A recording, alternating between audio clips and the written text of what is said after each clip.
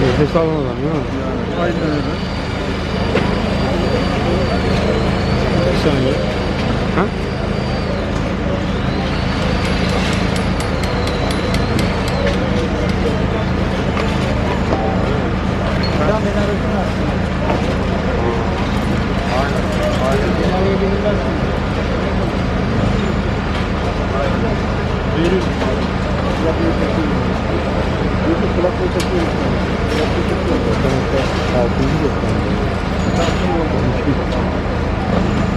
Öyle mi?